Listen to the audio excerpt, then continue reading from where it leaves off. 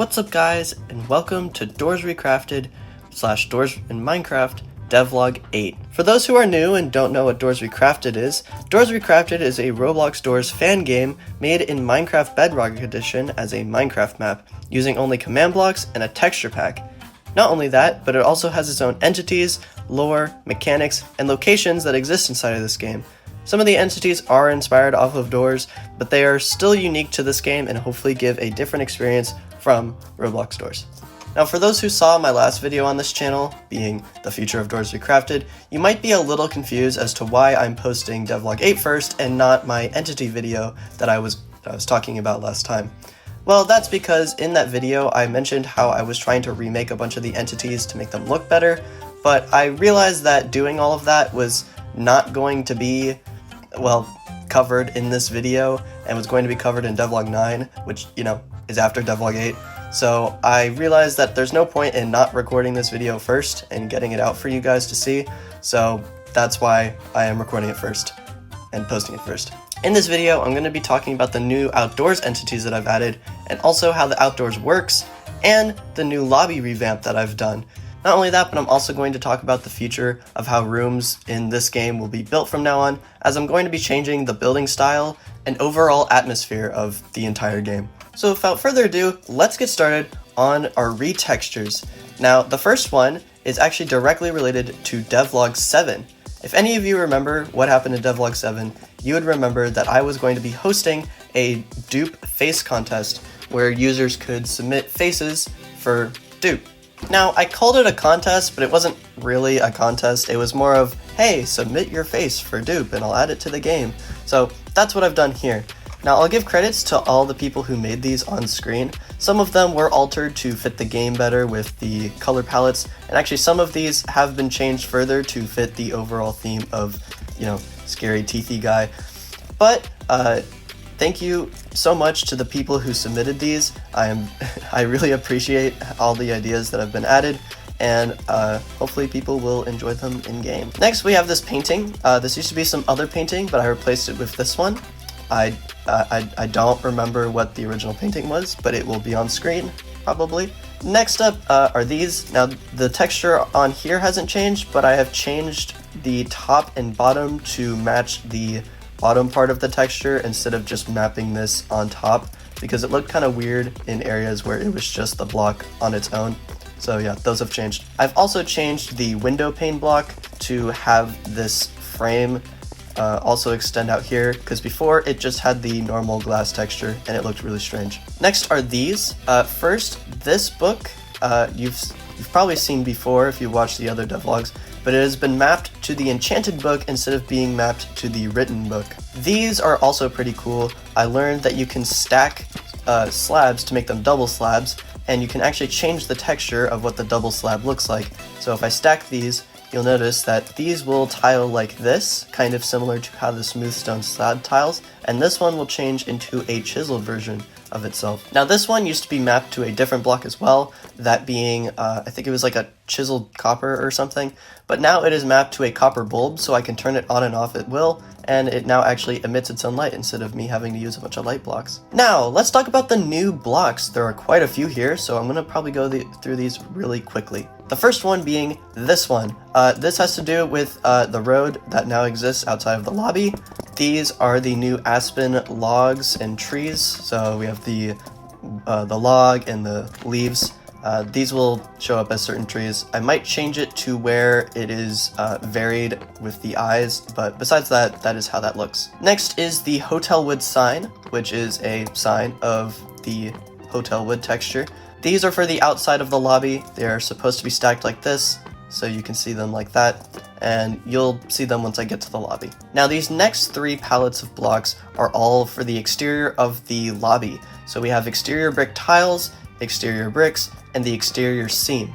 This has a cracked variant that you can get by stacking two slabs. It also has these little wall versions. Exterior bricks look like this. They also have a chiseled variant that can be gained by doing that. And the exterior seam looks like this and has two little side variants as well. Now we get to the new outdoors blocks.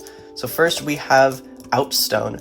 Now there's a few variants of this, and you can actually get a cracked version by stacking these. But next is the smooth outstone, which can have varied textures that have this faded brick on it, but you can also force that by stacking these. Finally, we have the outstone bricks, which have cracked versions and mossy versions, and you can also force these again by stacking 2 slabs. Now let's get into the new items. There are quite a few here, so I'm going to go through them pretty quickly as well. First, we have the deactivated mace. I realized that people could abuse the mace outside of the mace rooms, such as like killing the Dreadmites when they're not supposed to, so I made it to where if you're not in a mace room, the mace becomes deactivated, so you cannot use it outside of the mace room. Next is the greenhouse key, which has to do with the outdoors. I'll get to that in a little bit. This is the new written book, and these are going to be for lore related reasons. So little documents you can find in game, kind of similar to pressure. And these are bundle skins.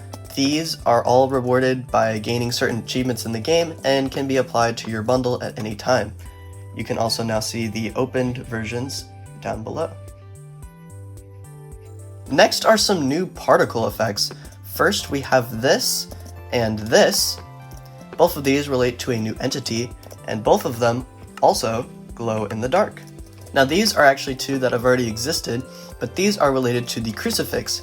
The only change that has been made is that they now glow in the dark, similar to those, and I think they look pretty nice. Now before I get to the entities, I should probably explain how the outdoors works. Now in DOORS ReCrafted, there aren't really floors, so there's no floor 2 or subfloors in general. Instead, when I added the back doors, I decided that it would work like so.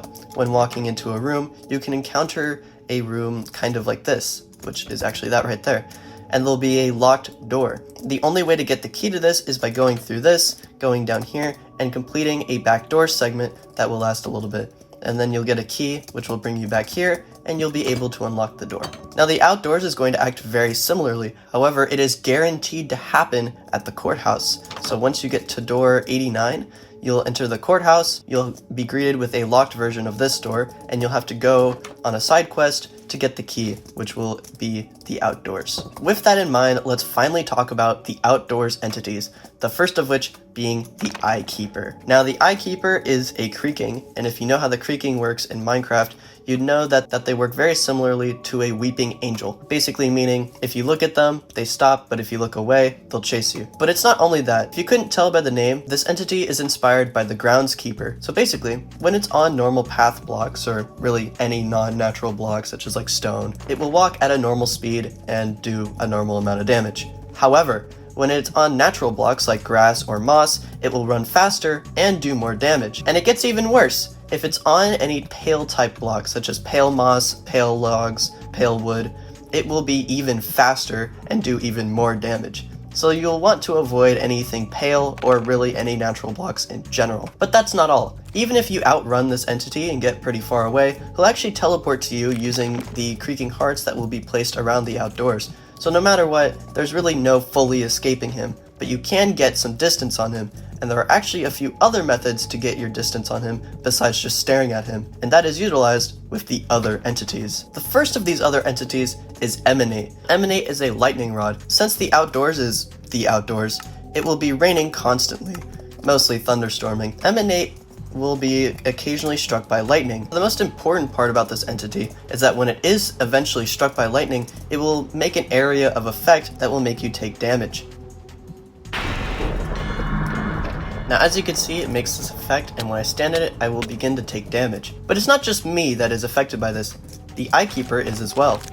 He'll be stuck like this, and will be stunned, and won't be able to teleport using the creaking hearts. So you can use this to your advantage, and get him stuck here for a while, but just be warned, the effect doesn't stay forever, and eventually he will be able to escape. Gulp. Now the next entity is the Dreadmite Hive, which looks something like this. Now the texture isn't done yet, which is why it looks so wacky. Basically, when you get close to this entity, it'll begin to give you some negative effects, such as darkness and blindness, which is bad when you're trying to keep your eye on, well, the Eyekeeper. But you can actually kill this entity. If you start critting it out a little bit, you can eventually kill it. However, you can't just kill it and move on with your life. It has a chance to spawn Dreadmites while you are attacking it. So basically, you'll be in the middle of attacking this thing, and a bunch of Dreadmites will pop out and try to kill you. However, this is also another distraction for the Eyekeeper. I'll code him to kill these Dreadmites, and he'll be distracted by them for a little bit, I might also make it to where he'll like stop attacking you after he kills them all, just as a sign of, you know, thanks for killing them. Now next is an entity known as Chomp. Now Chomp acts very similarly to a snare, however it's pretty vibrant and it's kind of hard to miss. However, if you're keeping your eyes on the Eyekeeper, it might be a little hard to spot. It's pretty bad for you, because if you step on it, it does that, and you're stuck, and you cannot move at all. Which, you know, would really suck if there's a guy you're supposed to stare at. However, I might make it to where you can use this against the Eyekeeper. I'm not too sure, because this is supposed to have no effect on him. And actually, when he steps on these, he'll turn them into eye blossoms, and have, you know, no effect. But I might make him stuck for a little bit, but not too long, since I want you to rather utilize the hives or emanate. So yeah, this is just a little hazard that can show up in the outdoors. Now there's actually one more block in the outstone palette that I never mentioned, and that is because it is related to our next entity. Now this block is called the Eye Catcher, and it is actually used for a new puzzle that will be found in the outdoors. Now in the outdoors, I'm planning for there to be these massive gates, and the only way to get past them is by going through this puzzle. Now I'm not exactly sure how I want it to look, but I do know how I want it to work. You know those like games, you know that like game where you like take your cursor and you like kind of like run along a little path, and if you hit any of the walls it teleports you back here and you're supposed to just move it all the way to the end? It's basically that, but instead it uses your crosshair. As you can see, the little eye in the eye catcher matches exactly with your crosshair. So basically you want to follow a specific path to get to the eye catcher. Now, what things would be damaging you, you may ask? Well, that is the new Mischief Block, which looks like this. Now, this block will probably be something like this. Now, definitely not exactly like this, it will probably be like way further back, but basically you'll want to move your cursor around and specifically hit the eye catcher and not these blocks, because if you do, it'll damage you and put your cursor back here. Now you will have to stand on a specific block to get these to show up and to actually complete the puzzle, otherwise, you know, you can just cheat the whole thing. Now you may ask, Thermold, what about the Eyekeeper? Won't he be killing you since you're not looking at him? Well, actually, he's a low-key a chill guy, and he'll actually just kind of sit in the background while you do this, since, you know, he realizes, hey, he kind of can't look at me at all right now, because he needs to do that thing, so I'm not going to bother him. How nice. And now, you know, the symbol looks pretty strange. I wonder what that's, you know, I wonder what that's related to. That's crazy. Now, while I have no more entities for the outdoors, I do actually have to show a different entity related to door 99. Now, last video I mentioned the King Dreadmite, which was an entity that would spawn more Dreadmites as it kind of walked around, and would spawn a total of 15. Now, I've actually added this entity, and it is coded. However, I think it still doesn't have a texture. Yeah, it doesn't. But as you can see, it is starting to spawn Dreadmites, and will continue to spawn Dreadmites until there is exactly 15 in a specific vicinity of this guy, which, you know, kind of sucks for you. But this will be in a cavern, and they will all be chasing you, so really, there shouldn't be a whole lot to worry about. Although, I do have to worry about it, because it will lag my game if it sits around for too long. So with that, that's all in terms of the entities. But now, let's get to the biggest revamp I have ever done for this entire game. That being the lobby. Yeah, so if you don't remember how it used to look like, it did not look like this. I did a little bit of work, you know, just a little. There's an entire forest now, big forest. Here's some of the aspen trees. You got some of the new blocks. Some little references to things. Just a lot. This took days, by the way, but it was pretty fun to make. I did like doing this. Now, it isn't fully done. There are still a few more things planned, such as like this hole right here. The interior is also changed. So right here, you can see the new windows I was talking about. Now, the inside actually first starts off with this room, which is like those little reception areas. Don't worry, the reception rooms still exist, but there's just this now too. So you have this little chair here, and you'll also notice that there's some damage to the hotel. Now this is on purpose, because now the entire hotel has a lot of wear and tear, such as like tear here, there's some lamps that are broken, some are just like completely broken, and some just are off. This room is still here, but there is entire wallpaper torn. There's an entire area over here. There's even an entire hallway. We'll get to that in a second. But yeah, basically, there's more elevators, but you can't access them. There's just an entire expanded area here. This area is super dark because I wanted this to be spooky scary. There's also now these, which I am using to replace these if they're like really broken. This area is completely dark. And there's this entire area here, which is massive. Now this will split off into certain paths. There's going to be credits for all the paintings here, and customizables might be that way. I'm not sure. The upstairs will also have some stuff, but again, I haven't gotten there yet. This is, well, yeah, here's that chimney that used to be here, and there's also just a few areas over here that lead to things, as you could probably see. Over here, we have that hallway that I was slightly mentioning, and it goes really far, and it's also a little dark and creepy. Overall, I really like this lobby. I really love it so much. It took a really long time, and I don't know, I'm just like really proud of it. I really like how it turned out. There's a lot of little secrets and things, but I'll let you find that yourself. But that's not all. I also changed this room. This room now has an entire area over here that is caved in. The point of this is it was supposed to look like the room was supposed to go that way, but was blocked off instead, so you now have to go this way. I feel like this makes sense for the architecture of, you know, an actual hotel, because it doesn't really make sense if you go to your room and it's just this. I feel like that doesn't make a whole lot of sense. Which brings me to what my plans are for the future of these rooms.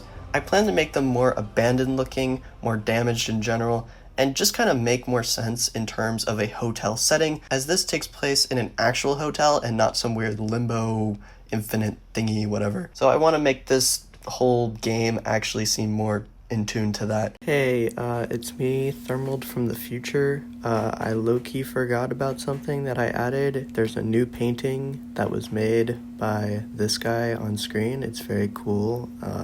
Yeah. With that being said, that's all I have to show for today. If you want to stay updated in this project, I'd recommend joining our Discord server, which has an active community where you can theorize about the lore, see new leaks that I post, and just, you know, hang out with other people that also like this game. Not only that, but we also have a Twitter account that you could also follow. I post some exclusive stuff there that isn't on the Discord server, and I'll probably just make some little comments and such there too. Besides that, you could also just subscribe, as it would help me out a lot, and will help push this project out further to people that actually, you know, would like it. So with that being said, that's the end of Devlog 8.